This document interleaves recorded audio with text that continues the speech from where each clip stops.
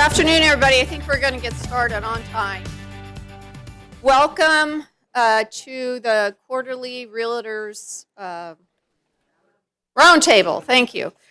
My name's Lori Moss. I'm your community manager until the end of February, and then I'm going to retire. So I have cards up here if you want a card, but just keep in mind after February it's not applicable anymore. So anyway, I want to call your attention to some of the materials that are on the back table. First of all, we need your business card. We use that for a drawing, but then we also use it to update the list for the next quarter to invite people. And then we also have resale reminders and updates back there. And then we have a PowerPoint, which we're going to show here pretty quickly. So grab those things. I'll give you a couple minutes.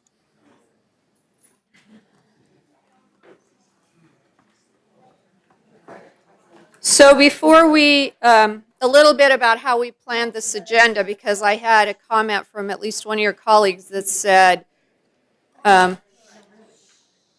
shoot, you should ask us what we want to hear about. And usually we do, or we have enough of a running list that Pamela has that we know what we should put on the agenda. But this time, I gave our elected officials, our board members, an opportunity to tell us what they wanted to tell the realtors, and that's how we formulated the agenda this time.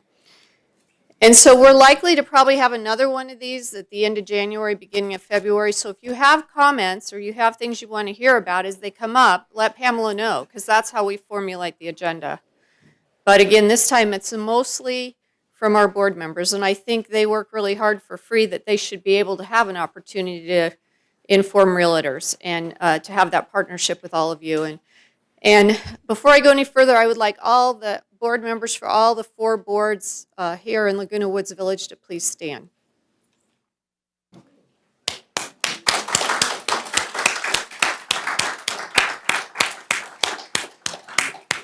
So we have all 4 boards, and the 4th one, in case you don't know, is our Village Management Services Board, who oversees the CEO and the employees, and so they're also present here. All 4 of the boards are doing an excellent job. They've all been in some stage or other of strategic planning and looking into the long-range 5-year plans of projects and priorities, and trying to bring this community back up to speed as a result of the deferred maintenance that happened with a preceding management company. And so we're all working diligently. The boards are working diligently to get priorities straight and to formulate 5-year plans. I wanted to start by introducing our group today that's going to speak. First of all, Chief Tim Moy, who's our security chief, is right there. He does a really good job, and we're lucky to have him. He and his staff and his compliance staff are making this it was already one of the safest communities in Orange County, but we're going to be even safer than that. So we're really excited that he's here. And then Kurt Wyman is our new manager in charge of moisture intrusion and in charge of alterations.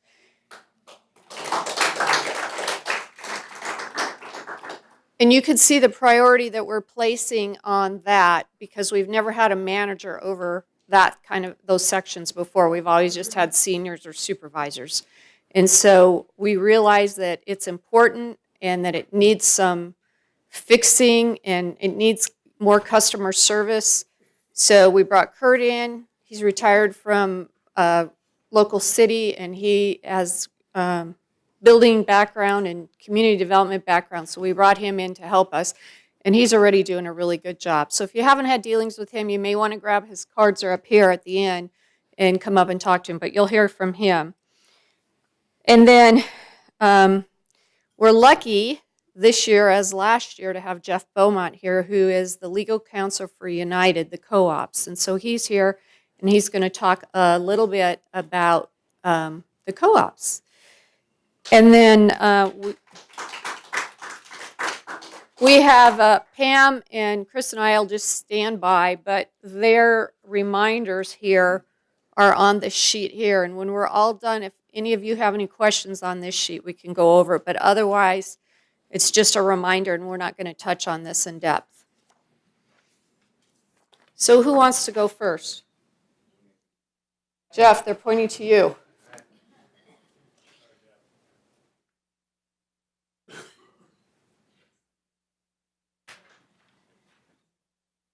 Thank you, Lori. Good afternoon, everybody. It's a pleasure to be here for the second time. Some of you are very familiar. Others, I think, we have not met. But you all saw who are representing the community by standing up, the volunteer board members. My firm's been representing homeowners associations for over 40 years, and I've never been involved in a community that works as hard as this community. So much time and effort is put in. I just got out of a meeting that we were in for almost 2 hours looking at existing policies and procedures. The boards, Third, United, GRF, they're always reevaluating the systems and procedures and wanting to make things better. And it doesn't just stop with them, it really is a team effort. And when I say team, the realtors provide a key role in this as well. If you think about a community, a residential community that's managed by a homeowners association, there's all kinds of key players, right? There's the members, of course, the most important body that's being represented in their property and their investments, but also the volunteer board members that are put together to run the communities, the committees, the vendors, management via VMS, but also the realtors. They play a very key role in the community.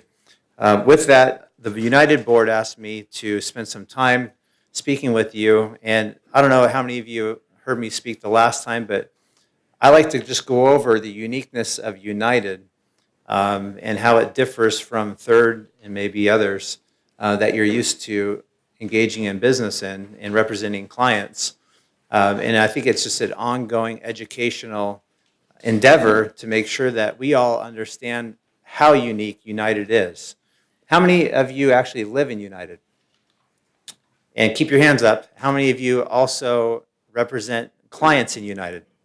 So some of you live and work in United, which is very unique. And you all know that it's not like any other community when you're dealing with a stock co-op. It's like a love-hate relationship, right? Because of the uniqueness under the law, there's a lot of different layers that you really don't get involved in when representing clients in Third, for example. So with that, let me just go through some key points here. And what I'm going through, I actually have in writing that you can take with you. That Lori has a stack over here. So if you're not able to follow or you want further information, you'll get a handout to take back with you. Number one, United is a form of a homeowners association. In California, there's 4 of them, and United's one of them. It's a stock co-op. There's condos, which is Third, single-family homes, and community apartment complexes. It's unique because it doesn't come into existence, and a membership is not triggered until what? How does one become a member of United?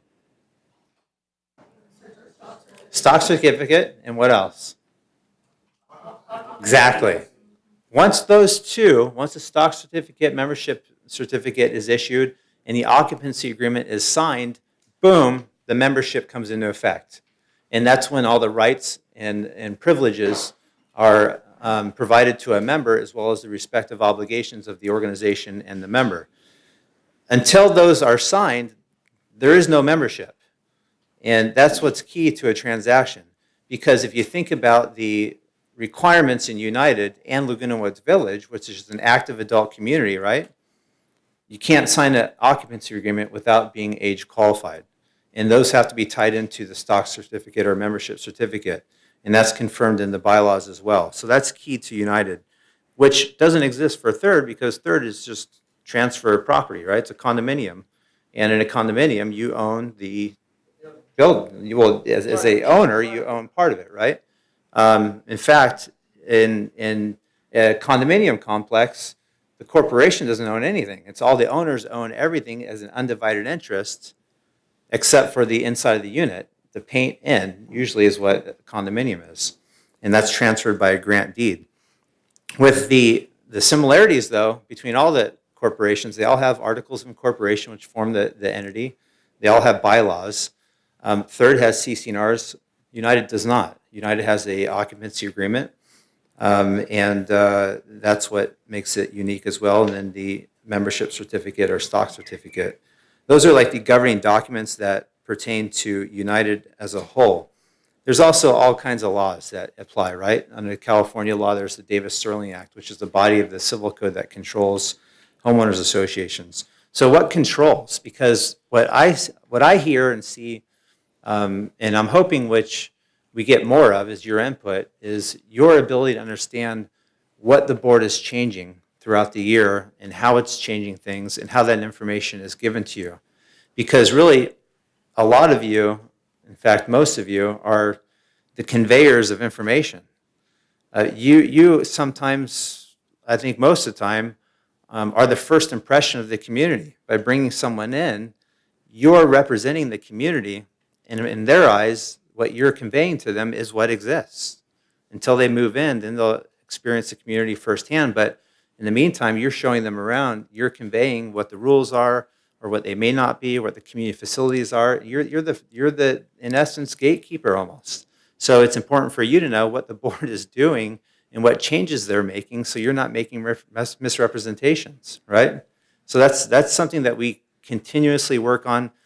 We can always do a better job, and I think it's definitely going to be on the boards, at least for United, I'm sure Third as well, their priority list for the next year. Changes that we're already talking about. Well, number one, this past year we redid the bylaws, so there's been quite a few changes there with new bylaws. So I think everybody needs to be familiar with those. A lot of cleaning up was done in that rewrite of that document. A lot of changes were made to make sure that the nature of United as a stock co-op was accurately reflected in those new bylaws, and that those new bylaws reflected what's in the occupancy agreement. So there's consistency now, which there wasn't before. Right now, the board is considering, I think I can say this, reevaluating financial qualifications and the use of guarantors. That's on our plate. Everybody understands what the sublease policies are, right? Can someone sublease in United? The answer is yes. If you were a member before August 8th, 2016, under California law, you have a right to sublease and to continue to sublease. If you buy or you become a member after that, then you have to seek the board's prior approval, and there's certain guidelines that apply to your ability to sublease going forward. The biggie going forward is the clarity that the board has been trying to put into place with respect to qualified members and who's qualified to purchase a membership in United. I think the confusion over the years was, well, can somebody purchase for somebody else, for example? That doesn't jive, for lack of better words, with the occupancy agreement, because the occupancy agreement applies to members occupying manors or units, as we call them now. They're units, not manors. And with that change in the bylaws and the consistency now that's been created with respect to requiring members that purchase also be qualified not just financially, but age qualified, being the primary occupants of the unit. And so that's key going forward after the bylaw changes, but even before that, we started that process. So as you're meeting with prospective clients and they're asking about the qualifications, I think it's important to understand that not only do they need to qualify financially, but also they need to qualify by age, and they also have to intend to occupy the unit on a full-time basis. So that's key as well. So with that, going forward, if there are any questions about subleasing, I'd be happy to take those at the end as well, because I know that's a hot topic sometimes. But what else? Did I miss anything? I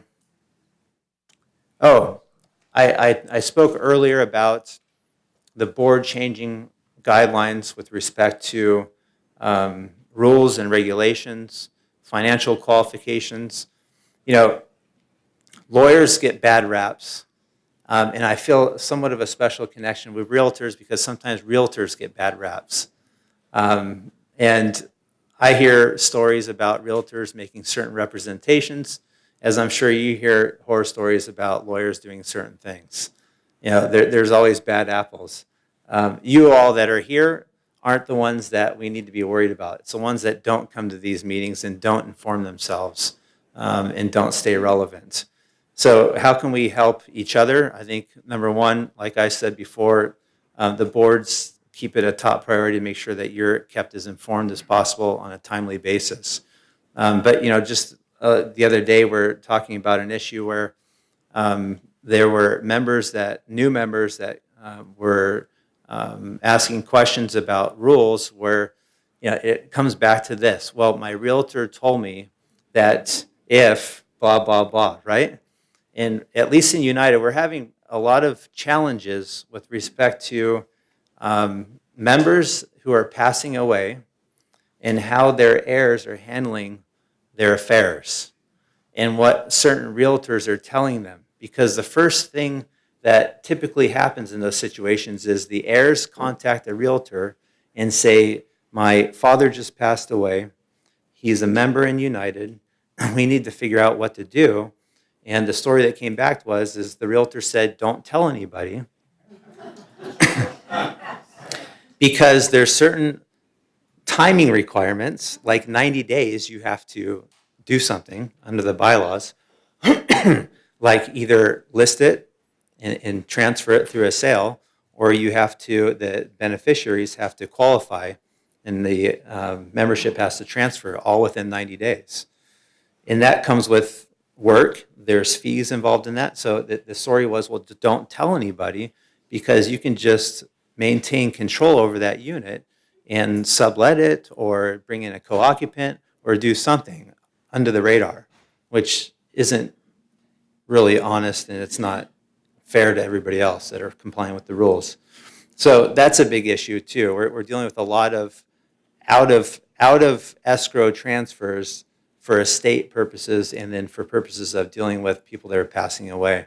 And if you all come across those situations or ask questions, you don't really know the answers to those, staff is available to answer those questions as well, because some of them get pretty complicated as well.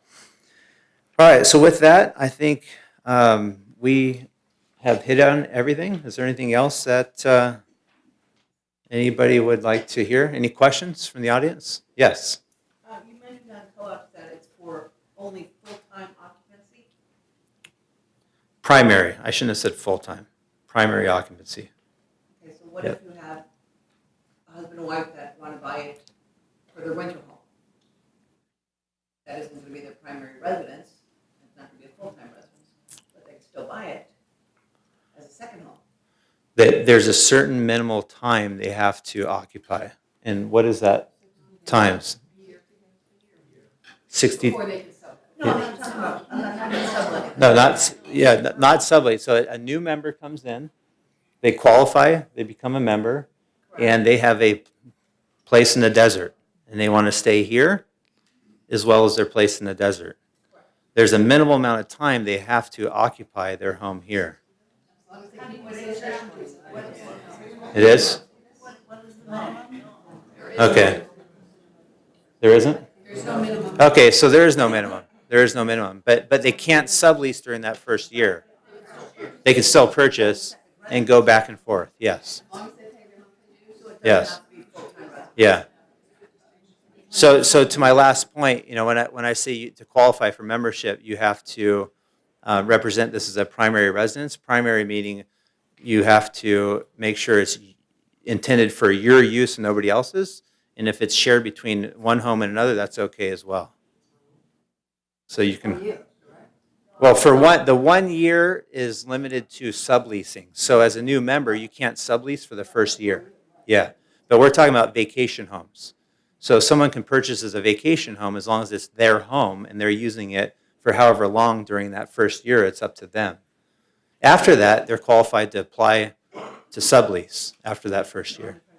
Yeah. Yes, ma'am. What if the unit they purchased had been leased before? Does that make a difference? It does not. Yeah, that's a great question. Great question. The member, before selling, they had a right to continue to sublease, but as soon as that unit is sold, the membership is sold, the new member has to maintain the owner occupancy status of it, whether it's on a full-time, part-time basis, it doesn't matter. But the owner occupancy status has to be maintained for a year. Then after that year, you can apply to staff for a approval to sublease. Yes? Is there a limit on how many years you can rent your co-op at this time? The occupancy agreement, so you use it every 3 years, are you forcing owners to sell after 3 years? No. To answer your latter question, there's no requirement to sell after 3 years. You raise a good legal issue because the members' occupancy agreements are for 3 years, and then they renew thereafter on an annual basis, right? And so, every 3 years. So they go for every 3 years. So if you're, number one, a member before August 6, 2016, you can continue to sublease as long as you want, as long as you're going through the application process. And renewing every year. But if a member, which we've come across before, is not behaving and is causing problems for their neighbors, the board has the discretion to non-renew their occupancy agreement at the end of their 3-year term. And if they happen to have a sublease agreement that goes beyond that 3 years, then they have a problem. So that's where that little overlap could become a problem for somebody. That's why it's important to make sure you reapply each year if you're subleasing properly. Yes, sir. You mentioned after August 2016, you need prior approval to sublease. What's the process? Good question. Prior approval. The process is to complete and submit an application for approval for subleasing. And what office is that in? Is that resident services or? Okay. So that application has to be submitted, and if you are a member after August 6, 2016, it will be denied unless you've been a member for at least a year. Understand that. Okay. My client went to leasing services and asked them if they could sublease their place. And they were told, the only way we'll know is if you bring a tenant, submit an application, put it in leasing, and then the board will decide. That doesn't sound like a very good process. It's kind of out there. I have to go procure a tenant, I have to work with my owner, and then all of a sudden, it could be denied. So that's why I asked, is there a specific document that should have been filled out by the owner, say months ago, get that authority to sublease? Who's the landlord? So that's a good question. Pamela, will you speak on that or? One thing we have to manage on our end is the fact that United owns all the property and is the landlord to the members, and the members are asking to sublease. And so with a co-op, we have to be careful about who is being let into the community. And one thing that we need to know is who's that subtenant. Who are you? So as a client asks you, how do I apply? And can I sublease? The answer is yes, but you need to apply. And it could be denied, it could be approved. And the approval will be based on who are you proposing to bring into the community. And that's one of many things that staff looks at. I understand that, but you specifically need prior approval. How do you get prior approval? How do you get prior approval? Well, I figured that part out so far. Figured that part out. And I understand that. They met that requirement. All I'm asking is if there was a form that the owner should have filled out prior to engaging a Realtor, as an example, to see if they could possibly sublease. That's all I'm asking. If not, we understand. Submit the entire package, find a tenant, and roll the dice. We get that. You mentioned prior, though, and I'm trying to figure out if If it's prior, Prior to moving in, that person has to be approved. no, We know that. He said- yeah, you said get prior approval to after August 2016, the owner has to have prior approval to sublease. Is he eligible? Yeah. Did I misunderstand what you were saying? Maybe I did. Thank I you for did. your question. Very good. The Board of Directors is currently reviewing its sublet policy, and we recognize the issue that you face, that you have a contract, you come in, maybe the application is denied, and so we're looking for a way to improve that process. But right now, what we have is what we have, the application itself, and it might be approved, it might not. So we're hoping that you vet that person, or your landlord does, prior to submitting an application. The board looks for a history of delinquencies, late payments, unresolved violations, a history of violations, and if you're on that list, by looking up that record, you might not be approved. Well, this is being recorded, so if you're going to raise your hand and ask questions, I'll give you the mic.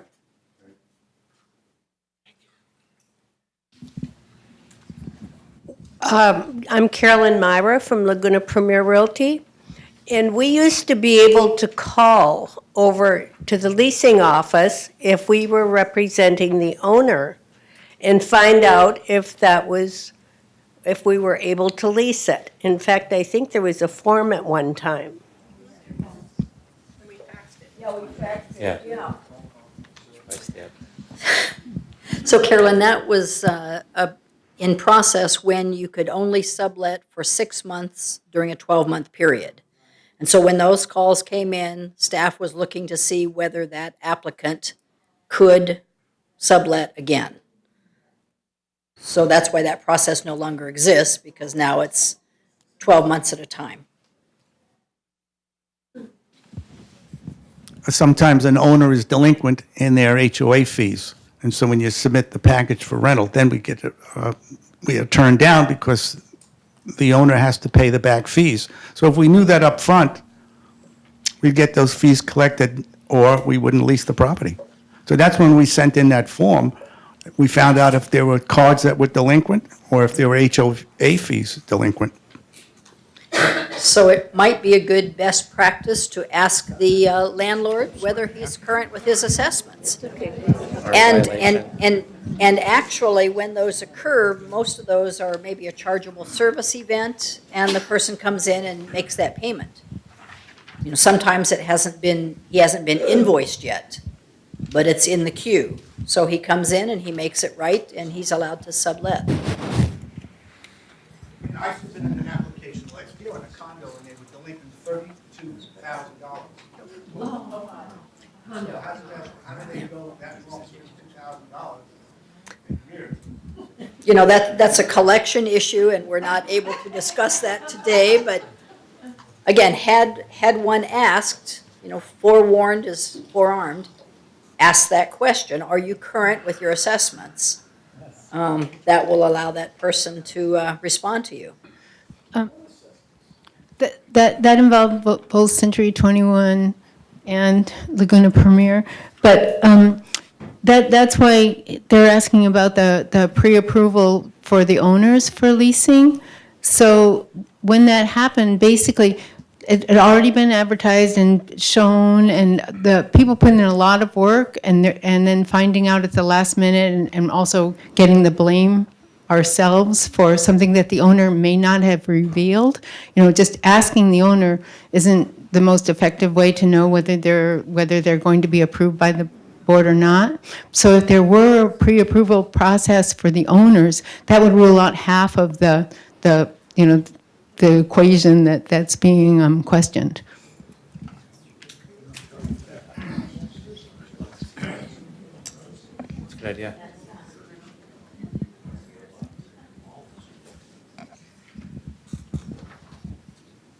Good afternoon.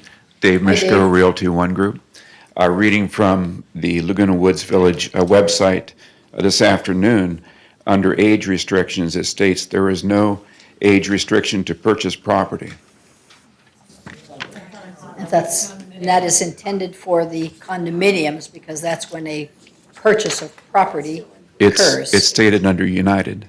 So it hasn't been updated yet on Okay. the website. Very good, thank you. Thank you. I think we've used up our allotted time Okay. for now. All right, thank you, everybody. Appreciate it. You have one more question? We're required in United to provide a background check and a credit report with the application for the tenant, correct? Is that correct? Correct. Not in Third anymore.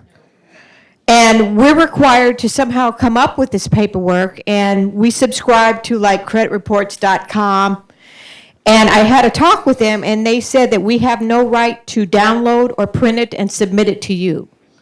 That's violation of their policy, and it's a violation of the Consumer Credit Protection Act of 1968.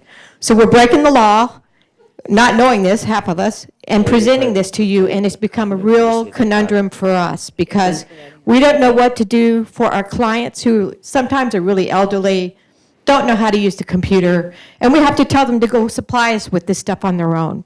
Because if you receive it or I receive it, we have to have a proper way to store it, Right. lock it up, record it, and do all this paperwork that property managers have to do. So they're making us become property managers when we're not. And so at this point right now, with what you're requiring of us, all of us may be breaking the law, and I just wonder if we could address that. So you're absolutely right as far as the credit reports and background checks. They have to be maintained in a very strict and specific manner. And that's required by law. If you don't comply with that, you're violating the law. We can definitely look in to see if there's a way to help you manage that. Well, we are on our end. We are. But as far as you go, we're all in it, like I said, as a team. And if there's something we can do to maybe help this on your end, as far as how you maintain that or how you receive it or how it's conveyed from the provider, the vendor to us, maybe that's an option. Just my opinion is you provide that service. So that Okay. those tenants can go to you and pay the fee to you so that you can properly do it. We need to be out of the loop. We just don't have that capability.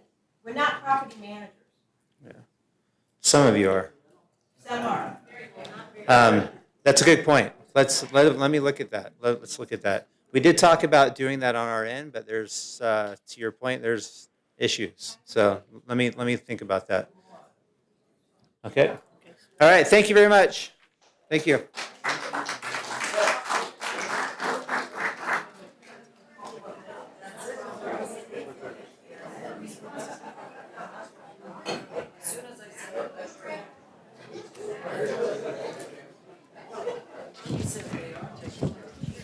Okay.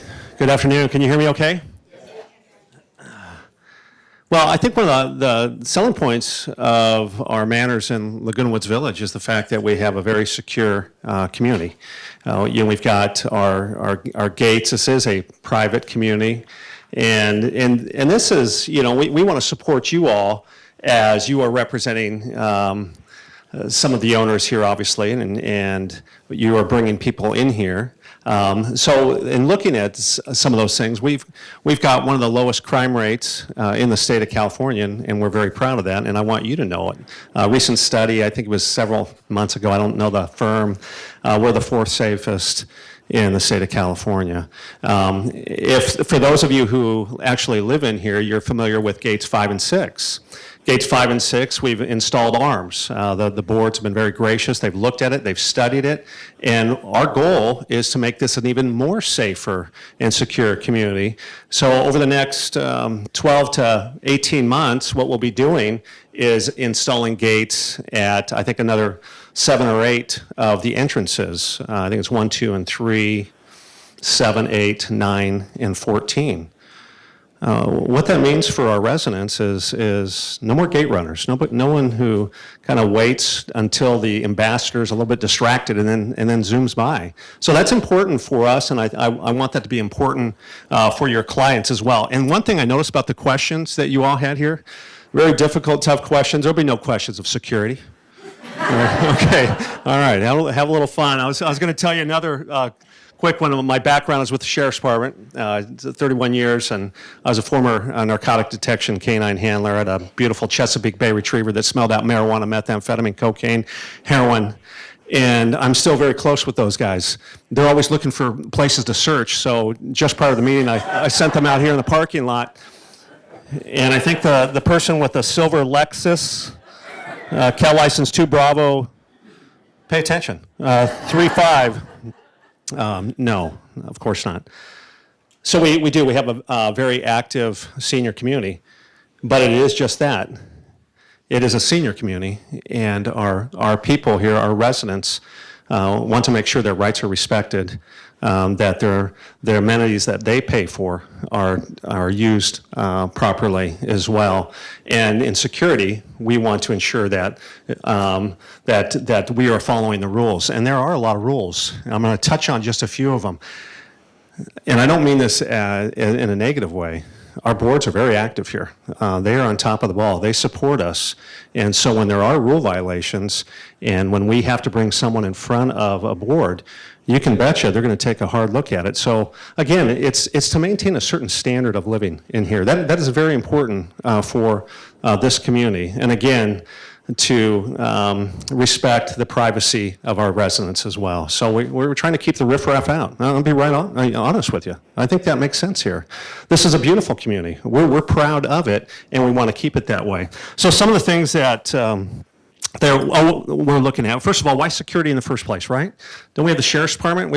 We contract with the Orange County Sheriff, and we do. The Sheriff provides law enforcement services. So when a crime does occur, and it doesn't happen that often, we bring the Sheriff in to handle that. They have the resources, they've got the guns. Our guys do not have that. Well, no, I'm going to disagree with that. Our security does a good job here. So I'll go to bat for them as well. I will support our security staff.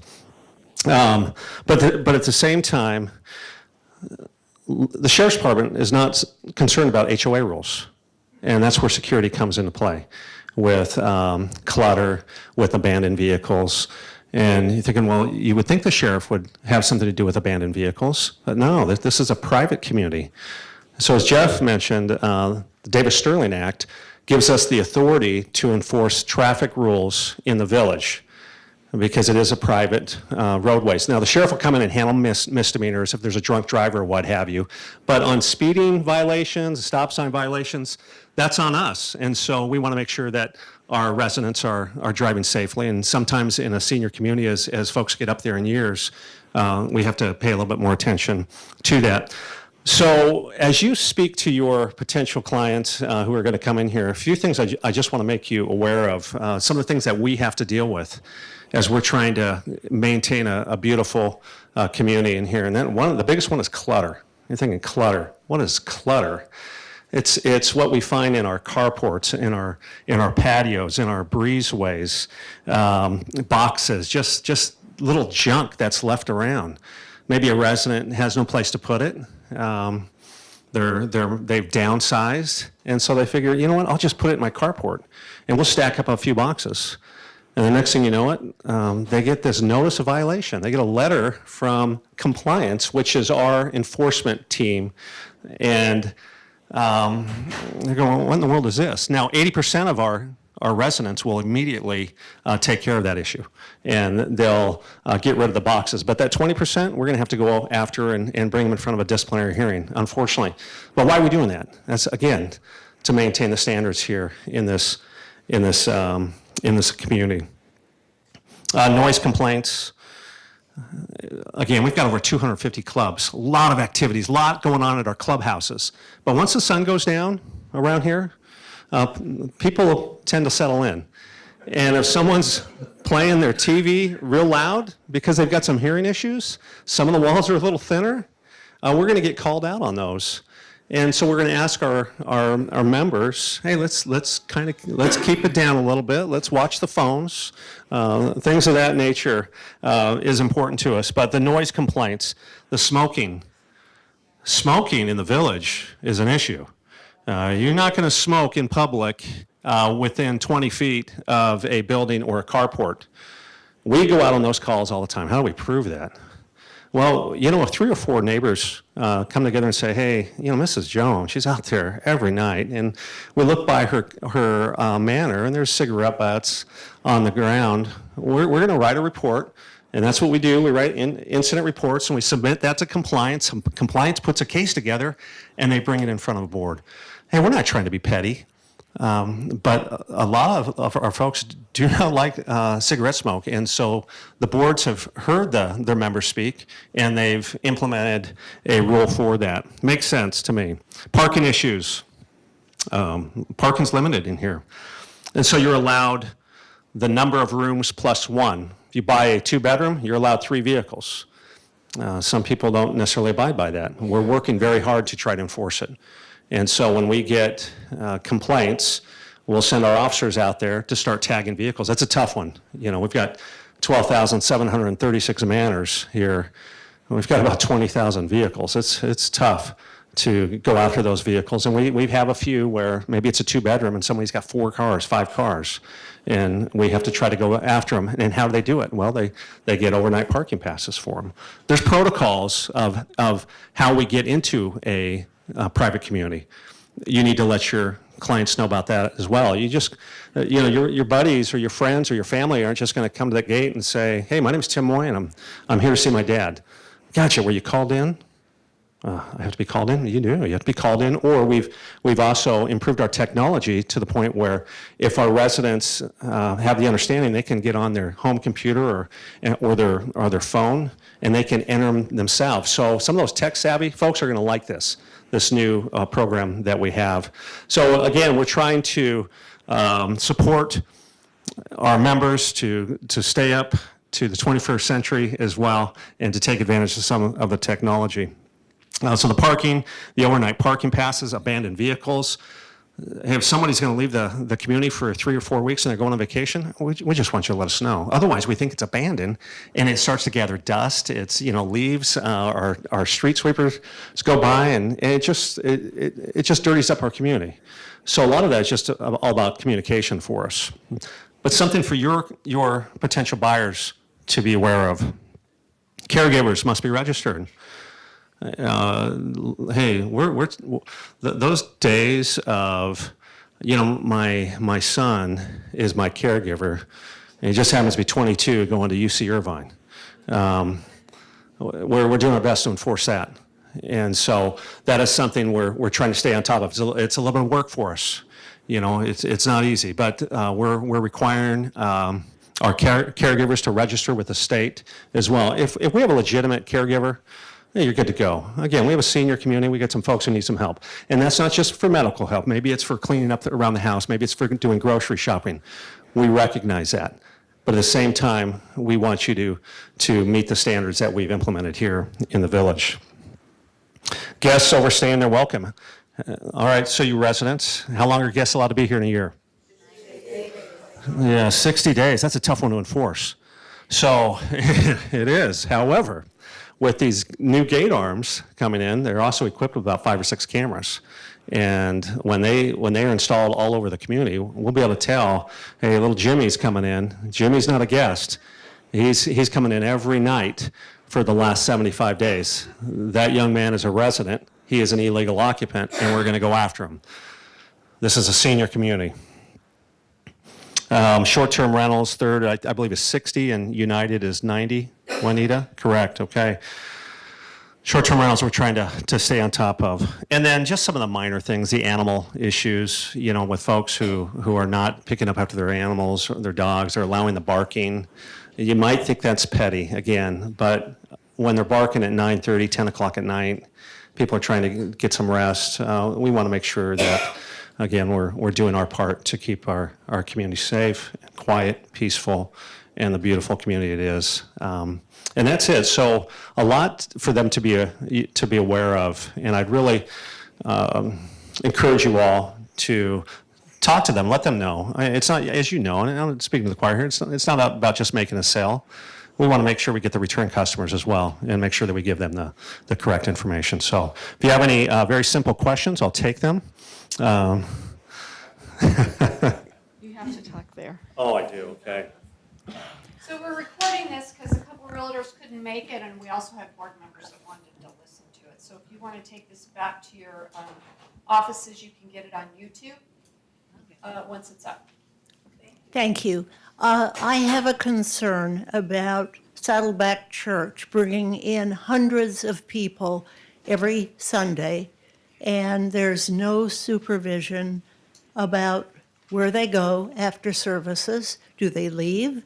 Do they stay in the community? Do they case different units that may be vacant?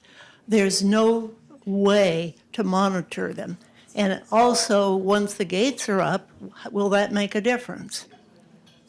Right, so that would be a large group event, and that is something that we are working on. I'm working on that with IT, with resident services, with security. Right now, as we've transitioned to this new system called Dwelling Live, we're just having to work through that process of entering extremely large groups. And it'd be the same as a club having an event at a clubhouse with 250 members coming in. Right now, we don't have the capability of entering all those people. Now, Saddleback Church, when we get to that point, I'd love for them to be able to send us a list of their members and their guests, but at the same time, we know that our gate ambassadors are going to need to show a little discretion with that. So if somebody's coming in and they're going to an event here in the village, but they're not on that guest list, and we make a few phone calls, either we let them in or we don't. Right now, we are going to let them in because we have not tightened up that process. It's on our radar. I appreciate you bringing that up. We are meeting and trying to work that out. I would tell you that, let's say there's a memorial here. Memorial is advertised in the papers. That would definitely be an exception because we're not sure who's going. Maybe it's a family, a friend who's just coming to pay their respects. They are not going to be in the system if they, just saw in the paper and said, I remember Jim, I'd like to go be there. So we have to weigh it out, and that's something we're working through. So that's, unfortunately, is the best answer I can give you right now. Sir? How do they get through the gates? Well, right now they come in, they approach whatever gate they're going through, they make contact with our ambassador, they let us know what they're doing. One of the things we've tried to do is put the event into the system as well. We've just gotten to that point. So we have, let's say, the Rock and Rollers have got something going on a Saturday night, and we've got the event in, but we don't have the list. Somebody comes up to our gate and says, hey, I'm going to the Rock and Roller thing. We're taking it, for the word at this point. So again, it's something that's a little glitch we're working through. We'll get there. I'm going to fall back on that the fact that the crime that we do have tends to be minor thefts. And this is the other thing I guess I would have to tell you folks to just encourage them to do is, hey, just lock your stuff up. Our residents don't like to lock things. They don't lock their cars. They don't lock their cabinets. They leave things out in the open. And with all the people that are coming in here, whether it be workers or whether it be friends, and we can't vet out their friends. We just have their names. Maybe while they're going to see their mother or a friend, what have you, they see a bicycle unsecured in a carport, and might as well grab that bike and throw it in the back of the truck. So those are things that we will always have in here with a human element, unfortunately. Ma'am. So you can't talk unless you have the mic in your hand. Whoa. Okay, ladies and gentlemen, that is one Lori Moss. Hi, I have the talking stick. I'm Marlene Bridges with Village Real Estate Services. And I do disagree about one thing. People do lock things up very carefully if they're using somebody else's storage locker.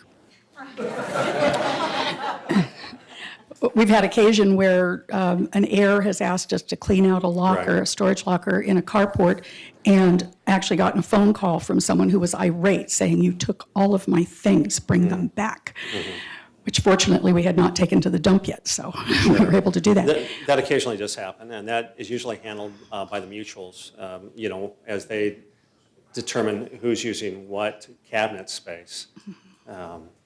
So my question actually has to do with the three-story buildings that have subterranean parking.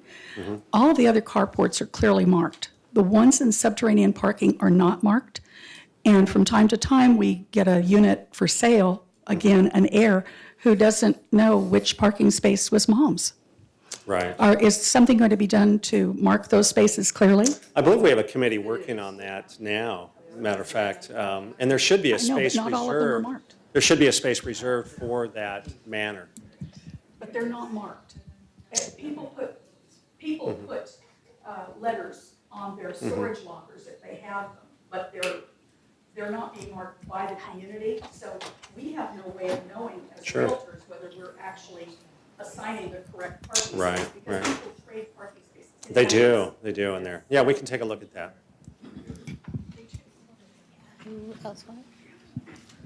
Well, I was just concerned because you said that this is going on YouTube, and then you kind of outlined how to get in without a pass, like for an event. I'm not real concerned about some of the things that are taking place. If I gave any information to allow those no-gooders to get in, again, I'm pretty confident in our team.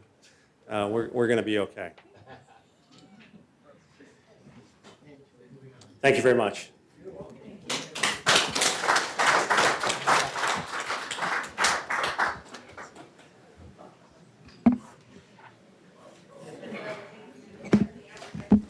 Good afternoon.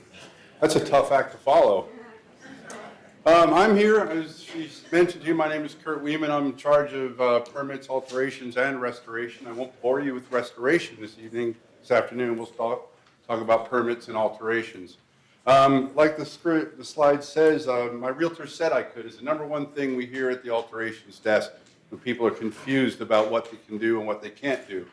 There's been a lot of changes here in the last year, at least in the 3 months that I've been here. There's been a lot of changes in the alterations and the permits department. So I'm here to try to illustrate some of those changes to you so you can pass that on to your clients. And so we know that people want to alter their manners. I look at almost every single plan that comes through here, and some people are doing some beautiful things to their homes. And we appreciate it because you're bringing up the property values here. My job, my staff's job, is to keep that quality up, to keep that standard high, to keep those values up. So when people run into snags oftentimes in my department, it's because maybe something isn't quite up to snuff, like the plans aren't quite right. I work with the committees every month. There's 2 committees, and they're diligent in looking at these plans. So if you get a snag, let me know. But most of the time, it's often because there is something wrong. So I'll go through my presentation with you quickly. Land use policy has changed a lot in the last year, as many of you know. First of all, this is for third, no common area can be used to extend the footprint of a manor anymore. Prior to July 20th, we did allow that. We did allow people to take common area to extend bedrooms, to extend patios. No more in third, no more at all. So that's one thing to let your clients know when they come in. We have a lot of people coming in, like I said, new, younger residents wanting to improve their manners. That's one thing they cannot do is extend the footprint of their manor. What you get when you buy it is what you get. Alterations, room additions, patio extensions, etc. are prohibited. All those things are prohibited. Attics, on common area. Right. I didn't want to read everything to everybody. You all know how to read. Attics are considered common area. We do not allow additions, alterations, etc. Active use, let's use that. Active use, no storage, no making your rooms taller, none of that. Attics do not belong to you. Attics belong to the mutual. They belong to everybody else. Exclusive use common area. Does everyone know what exclusive use common area is? Your inside patio, maybe? Right, enclosed patios, atriums, enclosed patios, balconies, things like that are all exclusive use. In other words, if only you can get to it without going through a gate or door or around a wall, that's exclusive use. In third mutual, you can do additions on those. Those must be approved by the board prior to doing it, but you can do it. What about United? I'll get to you, United. One at a time. Previously approved common areas. So if you bought a manor or are selling a manor that extended their patio 5 years ago, they cannot do another addition on that. They're done. That's all you get. And it's grandfathered. It's grandfathered and it can stay. I'll get to that. I hate that word because I'm not a grandfather. I just did get a new puppy, which is almost the same. Keeps me up at night, that's for sure. But just like kids, they're cute enough so you don't kill them. But if it's over 30 years old, we get a lot of patio slabs that were extended over 30 years ago. This community's been around a while. Those you can build on. If it's been there for, what was 30 years ago, 1987? If it's been before 1987, you can put an addition on that. You can extend your living room, you can extend your kitchen.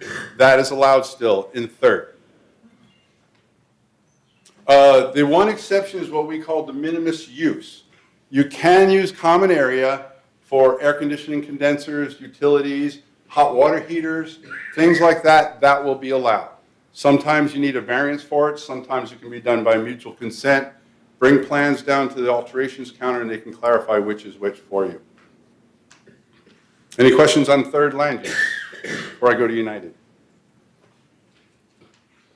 A little bit more on third. You need a microphone. Where is it? Stand up.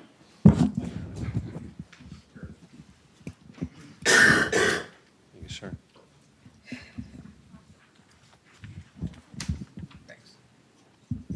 Yeah, I just closed the property in Third, and the buyer wanted to know if they could enclose the patio. So I came down, and they said, yes, submit it, and we'll look at it for 3 months, and if maybe we'll give you the report back in 3 months whether they can enclose the patio or not. It's not 3 months, it's 30 days. That's what. 30 days.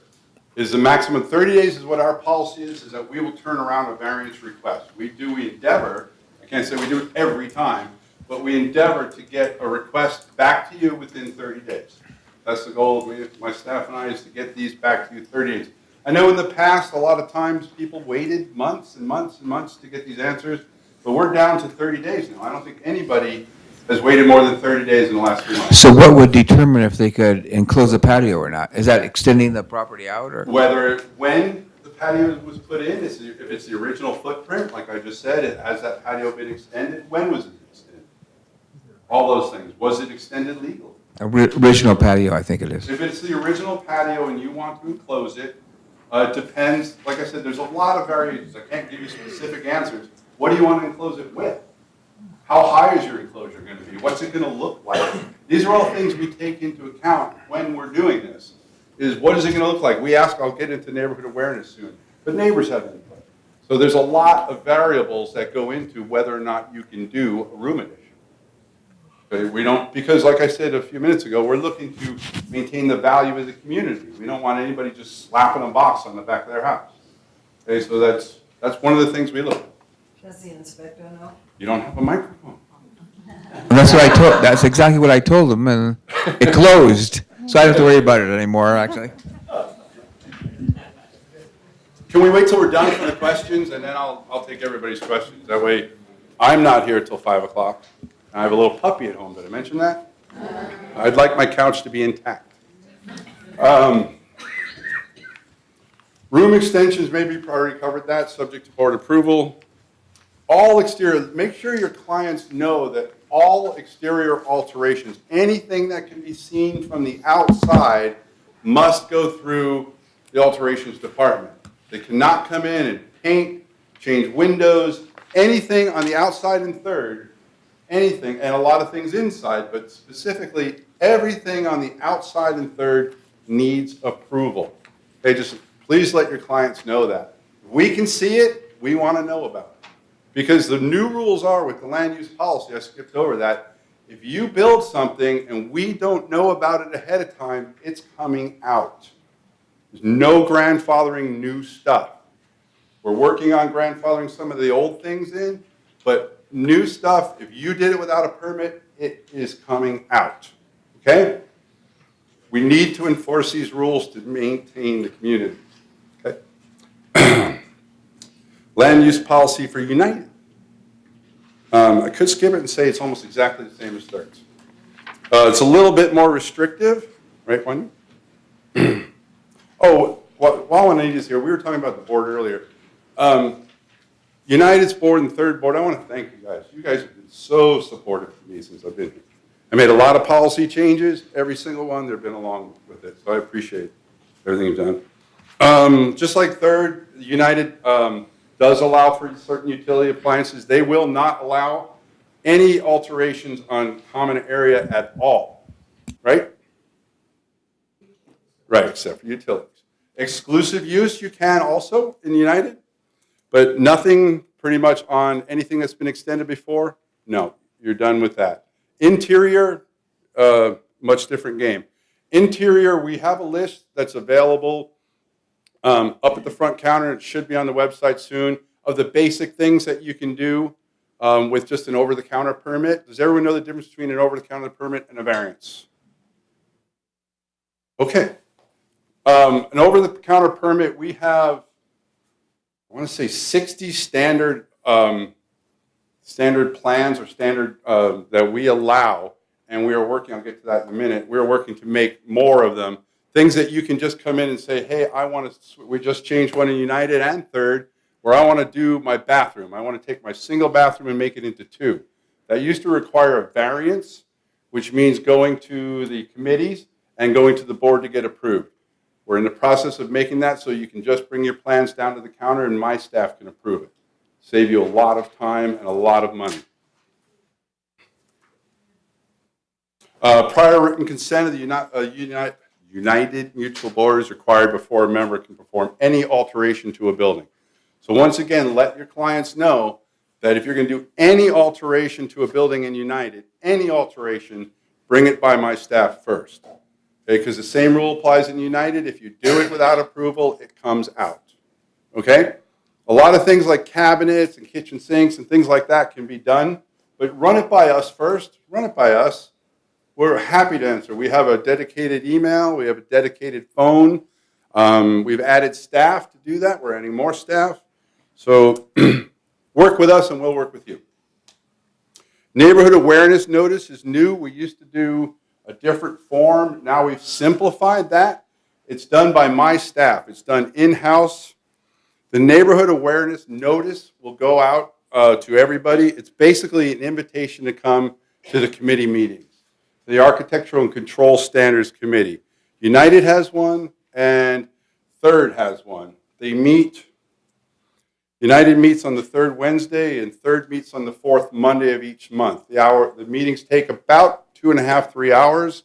We go through every variance, everything that does not meet a standard, everything that is not just a simple thing. If you want to move walls in your home, which is allowed in Third and somewhat in United, we look at it. The committee looks at it, staff looks at it, and we make sure it's architecturally sound, structurally sound. It does not diminish the value of the home.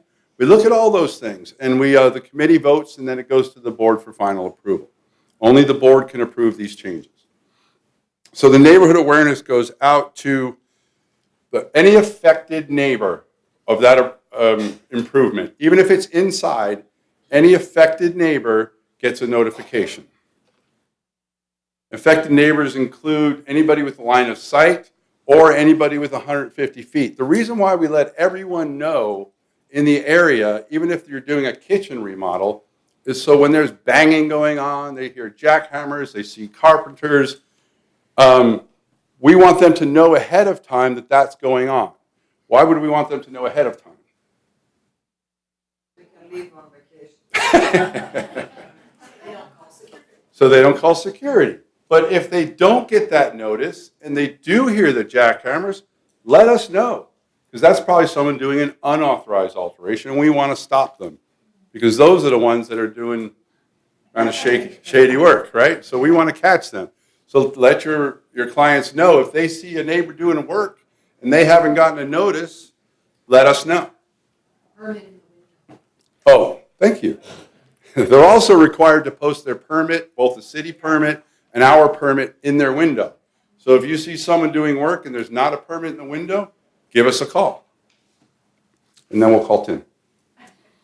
The notice will also include the plans, both existing and proposed, so everyone has a good idea of what's going on. We get simple floor plans from the proposer, and we send them out to the neighbors so everybody has an idea of what's going on. And this is done by my staff now so that we don't put it on the contractors, because there was some bullying going on of contractors getting people to sign forms. So what we have done is we're going with the No News is Good News plan. We send it out to everybody. We let you know of the hearing. We give them an option to let us know in writing or by email or by phone that you object, that you have an issue with this alteration, and then we will take that into account when we go to the hearings. If we don't hear from you, we assume you're okay with it. And that speeds up the process a lot.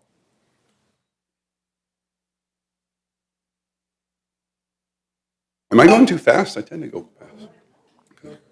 I teach, and my students always complain, slow down, slow down, slow down. The alterations counter, I didn't bring it with me. We've made a lot of changes at the alterations counter too. I don't know if many of you know, we're going to be renovating the community center. Alterations will have their own office. It'll be a one-stop shop. You won't have to go back and forth. We're talking about contractors' parking passes. We have some resident services items that we are now taking care of instead of shipping people over to other windows. So what we've come up with in United is member guidelines for alterations. They're available over at the window. We're also going to put them online. This kind of tells everybody a little bit about the whole process. Thirds is in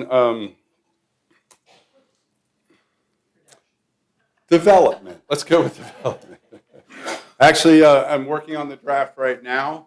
It's going to be similar, but like I said, theirs process is a little bit more complex than United's. So their pamphlet will be a little different. Not a whole lot, but it'll be a little different. Appointments. Beginning in the first quarter of 2018, we will have appointments available with our inspectors who will do our plan checks to help people walk through the process. I know the process can be a little, if you look at this, a little burdensome at times, a little overbearing it seems. So we're going to help them walk through the process. Some people just need a little help understanding how to do it, what's required and what's not. So we're going to have appointments on a limited basis just because we have limited space at this time. Once the community center is complete, we're going to have daily appointments. We're going to have a little conference room set aside for inspectors to meet with contractors and members to explain the process and help them get accomplished what they want to accomplish. Alteration standards. I mentioned earlier we have a bunch of standards. A lot of these have not been updated in almost 20 years. So we're working now to update those standards. We're working on our processes, as I mentioned earlier. We want to make this process faster and easier. Like I said, a lot of people, one of the biggest complaints that I got from residents when I first started was how long this process takes, how burdensome it is, how cumbersome it is. So we're working hard with our staff to make this an easier process to let people do what they want to do with their matters. We're working with both committees to revise all these standards for the same reason as I mentioned earlier, to enable more alterations to be approved at by staff at the counter, to reduce the number of variances, saving everybody money. Variances cost an additional, I can't remember the new numbers. What's that? 150 is the variance fee. The mutual consent fee is going up January 1st to $35 from $10. It's been $10 for 20 years. Isn't that? Yeah. It doesn't even cover the cost of the paper. So mutual consents are going up to 35. Variances are going up to 150 just for the application. And once it's approved, the value of the process goes on the value of the alteration. And we're requiring contracts from contractors because they would come in and say, I'm going to do a 2-bedroom addition and it's only going to be $5,000. And we all know that that doesn't happen. So we're requiring signed contracts from contractors to the members to prove how much the value of that alteration is going to be so we can properly charge them, because the bigger the alteration, the more staff time it takes to process the plans. Okay, resales. Everybody's favorite subject. That wasn't enough groans. I expected way more groans than that. Okay, I just want to let you know, my staff has been working diligently. You guys all know Marcy, right? By phone at least. I asked her to come down. She said she'll come down next time. You guys want to meet her. Marcy and Anna, up until recently, were my only staff. We've added staff. We've added one person to resales. In the past 3 months, 3 months ago, we were averaging 13 days for turnaround for first inspection. As of today, we're at 5.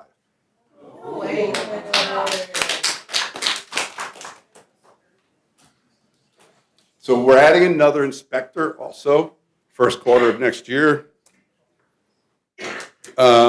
Please, please, please, first inspection when you list it. Okay? Please, a lot of you are doing it, but please, please, if I can, anything, first inspection at listing. We're turning them around faster, but there's more and more corrections, more and more things we're finding. Especially with another inspector, we're going to have a little more time. Once again, these inspections are to maintain the value of the community. Okay, and that's why they're there. And we need your help with this. I know a lot of times they rush. Sometimes you guys turn these things around. Like I said, I only have 2.5 staff, 3 staff now. We're processing 82 sales a month. Is that the average now? So that's 160 inspections for one inspector a month. So when I get another one, we'll be able to do 80. So we'll be able to do a little better job about turning these around. Even the final inspections faster. Another thing that's changed is the ceiling fan policy. I know this causes a lot of heartache for you. I've worked with the city on this. If there's a ceiling fan, it used to be if there was a ceiling fan, you had to provide a secondary heat source.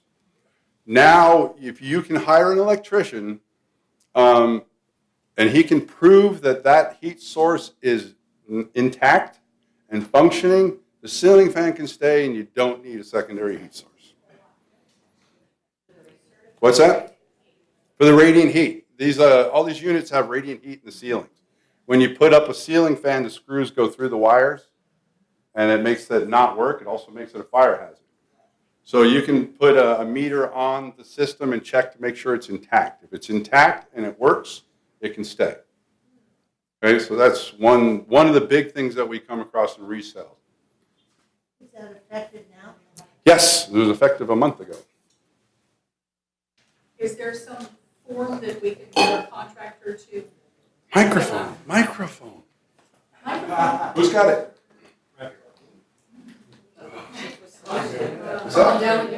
Sleep at the wheel here.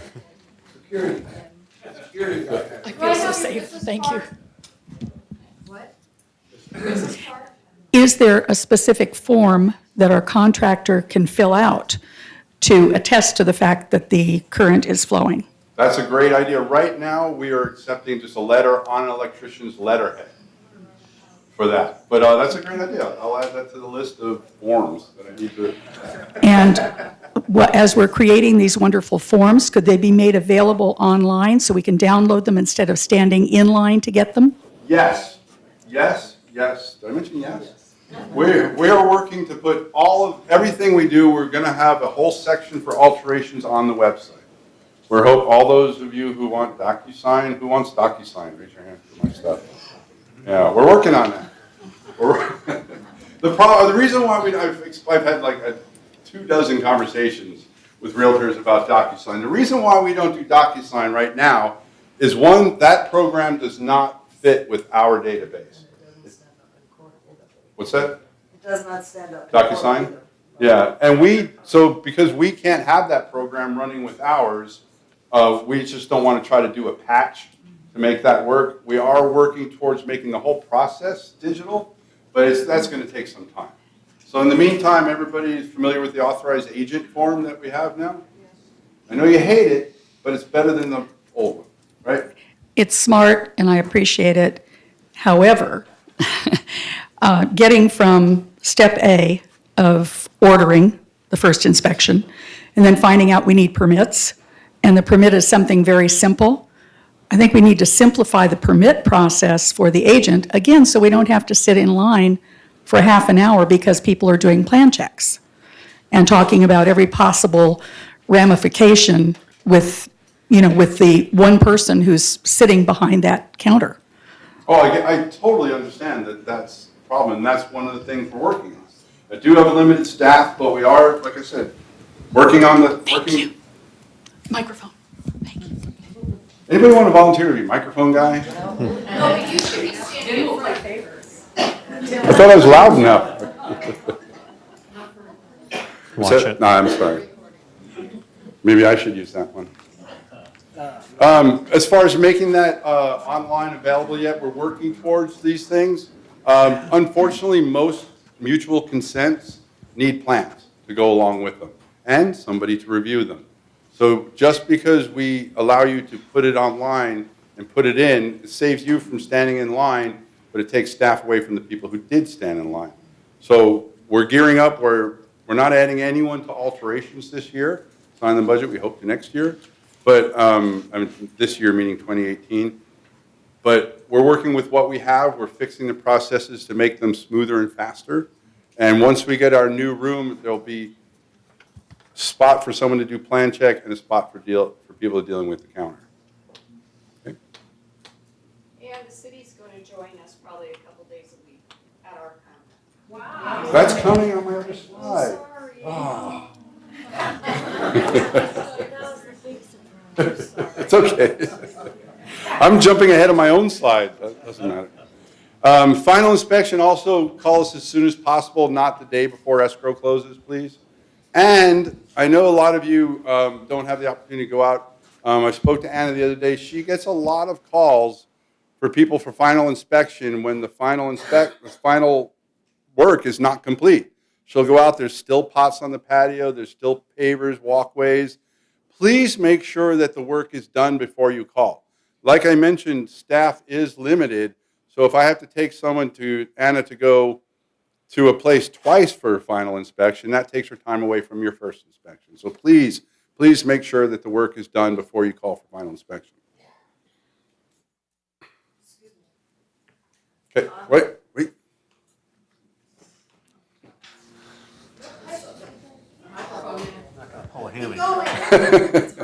Tough job. I'll forget. I have a question on the pots and flowers and that. We have a form for non-conforming contingencies for the buyer to sign. Would that not be efficient enough? When the inspector says there are pots and pans that need to be removed, the buyer signs the non-conforming form, wouldn't that be good enough then if they want to keep it? No.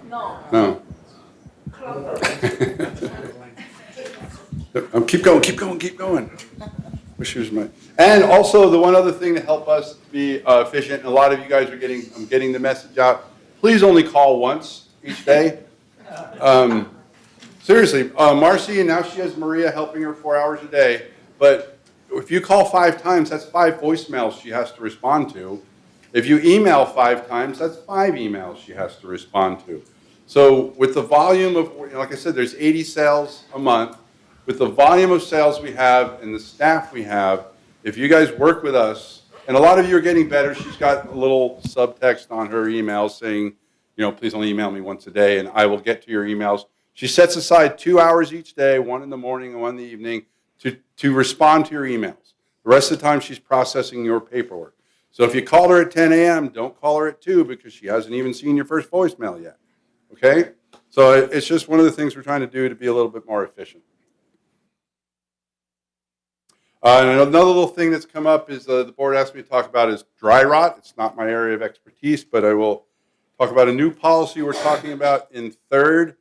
Right now, if the trellis is discovered to have dry rot in it, the trellis belongs to the resident. It's part of the home. Right now, the mutual will remove it at the owner's expense. The board has made it clear that they want that to be a mutual expense. They want us to take it down, make it easier for the residents. So we're working towards a new policy on that so that when, prior to paint staff discovers dry rot, that if the members are agreeable, and I'm sure there will be another form.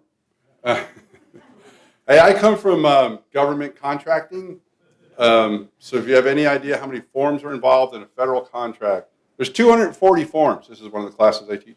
It's 240 forms to get a highway project built. That's just the forms that go to the federal government. So forms are my specialty. What's that? So once we find that the dry rot is in there, we will be able to give the member an option to remove it. and then Mutual will remove it at our cost. This is pending attorney and board approval, but it should be coming, it's expected to pass, because the board is behind it, was their idea. Any questions? Knew that was going to happen. First, let me say that I don't go home anymore and cry or drink heavily from all the changes that have happened because I've been here long enough and hopefully I do my job better. But I get these surprises. Like I had to do a city permit for an air conditioner that's been in the house since 1964. And I don't find this out because inspections forgot to tell us or call us, and we've got our final, and now we can't close because I've got to have the city come. How many surprises are there going to be down the road with that kind of stuff for us? Because it's all retroactive from when it was built or years ago before. There's no such thing as grandfathering in certain items, it looks like. Is that accurate? As of right now, there is no grandfathering. We are looking into, as far as the city goes, I have no control over what they want permits for and how far back they're willing to go. We understand that a lot has happened in the past. I don't know, have any of you been involved in the recent attic issue? This one. But I am surprised at the cost. It For a was permit? $270 for someone to come look at a wall unit. I have, like I said, I have no control over what the city does. Yeah, and that's partly the city permit cost and the inspector cost. Our inspector? The city's inspector. Oh, yeah, like I said, I have no control over what the city does. The hard part for realtors is we don't know this, and then we have to go back to escrow and to the buyers and the sellers, and everybody gets upset, and, you know, there's anger, and then they don't want to use this anymore because we didn't tell them everything up front. Because they blame you. They blame us, and that's really hard on you, I'm sure, and it's hard on us, and we're just wondering if there's something you could tell us in advance so that we can prepare our sellers and our buyers. Well, that's part of the process. Like I said, if you get first inspections to us as soon as possible. I wish we had time. I met with some realtors who wanted to say, hey, we're thinking about listing. Could you come and look at our place? We just don't have the staff for that. But the sooner you get the first inspections to us, the sooner we can find these things, and the sooner they can be resolved. Hi, I'm Elizabeth Coe of Keller Williams Realty. When a balcony on a three-story building is enclosed, can you now put in double pane windows?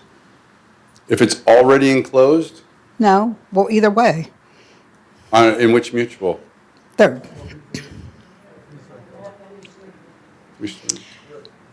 Before, when they Yeah. were enclosed, they were just a single pane window. Right. And now you're allowed to put double pane windows in, is that correct? I don't know that specific instance. Like I said, I've been here 3 months. I don't know every instance. But I can look slow into learner. that for you. Take my card and give me a call, and I'll let you know. And another thing I want to know is, why are you requesting permits for storage cabinets that have been there since they, you know? since City, places- the city's No, requiring no, permits for you, storage? the mutual. The mutual is. And your request, you never did that before, now Yeah, you're. we've done that for years. Well, it hasn't been, I've been selling here for years. But- And you excuse me? never, I've been selling here for years, and you never requested a permit for a storage cabinet that's already been there for 20 years.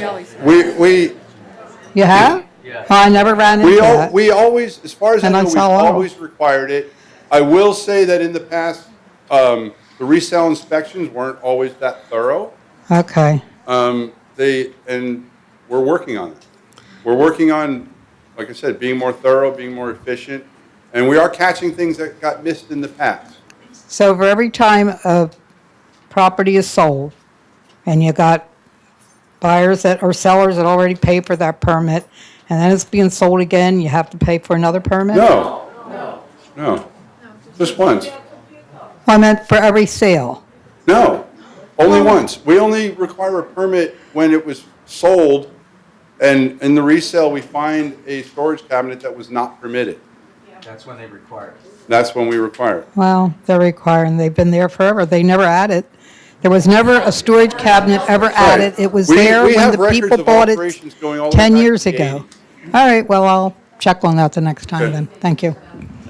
Here you go, ma'am. Anything else? One more? Microphone. I'm getting there. Take it easy. Gonna pull a hammy here. What's who needs it, right? Here we go. Can you please help me with the process for permitting for windows, dual pane windows that were installed years ago? And now we have resale and they're asking for them to have a permit. And they weren't required to have permits prior. They were. They've always been required to have permits. Call Kurt, you got his card. We've been here an hour and a half, so I'm going to try to get you guys back to work. Up here, Chief.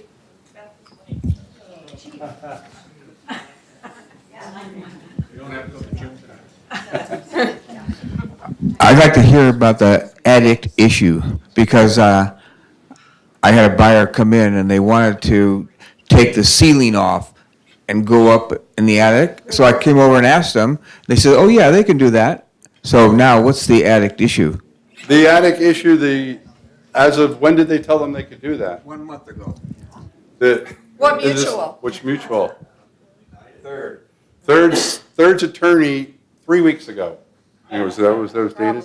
Yeah, 3 weeks ago, took a look at our policy, our land use policy. Believe it or not, common area is all considered land, whether it's in the attic or under the house. Took a look at the policy and made that decision that attics, because they were previously sort of a gray area, made that decision that attics are common area. If you look at the CC&Rs, yes, United also. If you look at the CC&Rs, they specifically define the unit as the highest point inside the dwelling. So that would be the bottom of the ceiling. That's where your property ends, is at the bottom of the ceiling. Everything above that is mutual.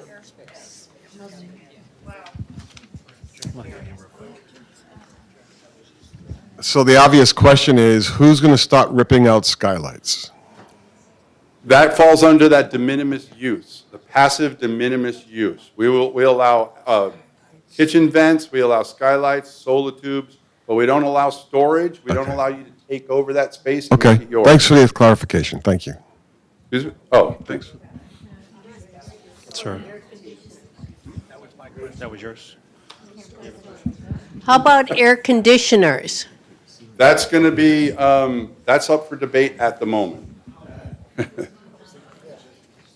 Because the one reason why we're looking at no air conditioners is because part of what I do is moisture intrusion, and air conditioners in attics leaking are one of the huge factors that we have. So that's why we're looking at maybe no more air conditioners in attics. We'd rather see it on the roof, if possible. Richard Parsons has a question. Sure. Let me clarify a little bit more on when you put in a skylight.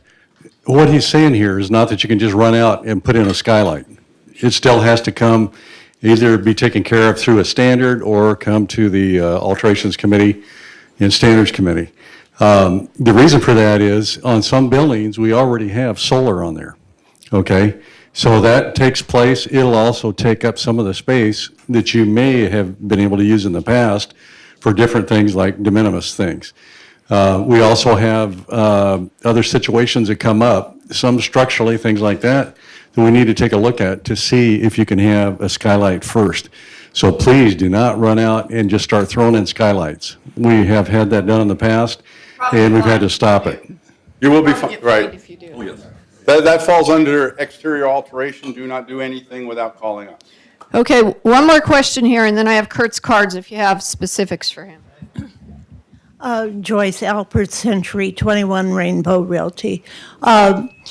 In the past, when Abel was the inspector, he always came with a list of permits that existed on that subject property. Now the current inspector is asking for permits for items that are already permitted. Then the owner has to go through records and find them, and then we have to go to the city and GRF and say, look, we already have these. It would be simpler for the inspector to have a list of permits existing when they do the inspection. We just met on this yesterday morning. Timing's great. She does get a list, the way we pull that list off of our current software is not complete. So we worked out a way just yesterday morning, your timing, where she will not only get the list of the permits, she will also get the list whether it's been signed off or not. That wasn't even included in the old database. So we're pulling information from a different database to find out when it's actually been signed off. So we will know whether Anna, when she goes out, will know whether it's been permitted and whether that permit's even been signed off. Oftentimes, there's permits that weren't even signed off, so that's an issue. So we're working on it. It's one of the things we're working on. Okay, great. Isn't he wonderful? Okay, so here's his cards. He'll walk around with his cards if you need one. So what we did last time, and we'll continue to do this time, is what I'd like to do is have these meetings quarterly, and in the month that we don't have this meeting, the every other month, we will send out a newsletter to the realtors, with Kurt being one of the main topics. So I wanted to ask the board members if we missed anything. Juanita. Mention the Realtor section on the website. There's a realtor section on the website. With all the forms and the floor plans, we updated the floor plans. They're legible, they're to scale now, so make sure you've seen that. There's also the governing docs are a lot easier to get to as well on the website. Anything else from board members? Bert, do you have anything? No? Steve, anything else? Mary?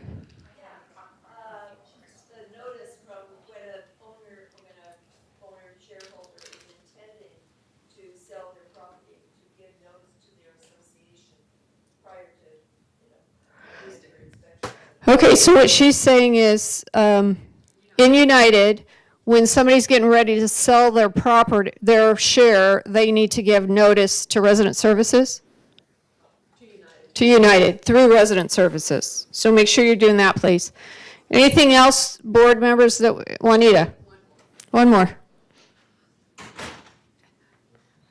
What we find so much when we talk to new residents is they have no idea, they think, what the alterations are that have been made to their units. And we go back and show them in their escrow package, here is a list of all the alterations that were done to your unit. I didn't know that. Nobody ever told me that. My realtor didn't tell me that. My escrow officer didn't tell me that. So I had no idea that these were alterations that I'm responsible for. So that's just something that needs to be emphasized over and over again. So those of you that sell in United, sell shares in United, you need to have this as part of your packet, which is how you do business in United. And it has all the definitions, it has tips for hiring a contractor, it has all the important numbers, and on the back it has FAQs. So make sure they're over there. There's 200 of them, so make sure you go and get as many of them as you want to put in your packets for United.